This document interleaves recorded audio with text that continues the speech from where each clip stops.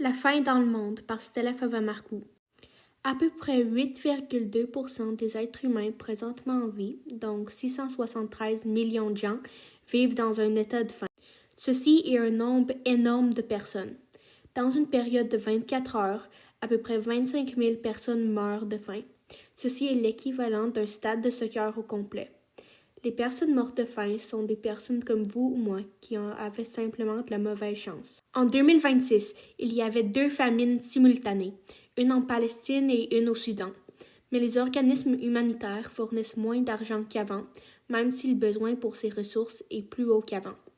Environ 35,55 millions d'enfants vivent de la malnutrition. La faim dans le monde est un immense problème en ce moment. Et c'est très important d'essayer de trouver des solutions à ce problème. Une solution qui fonctionne très bien est de faire subir du traitement aux enfants sévèrement malnutris. Il faut seulement 45 jours pour guérir un enfant qui vit cela grâce aux traitements fournis par certains organismes et la grande majorité de ces enfants recouvrent complètement. Mais tout le monde a besoin d'aider.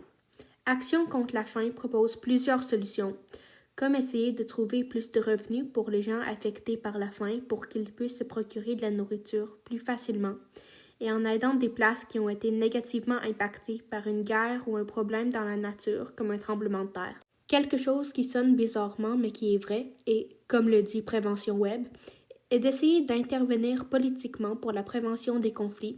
Car quand on regarde les 2 places où il y a présentement une famine, la Palestine, où il y a un génocide, et au Soudan, où il y a une guerre civile, on voit que la famine était causée par des conflits. Si on intervient de même, ça pourrait sauver des vies et grandement contribuer à finir la faim dans le monde, ce qui serait une immense victoire pour l'humanité.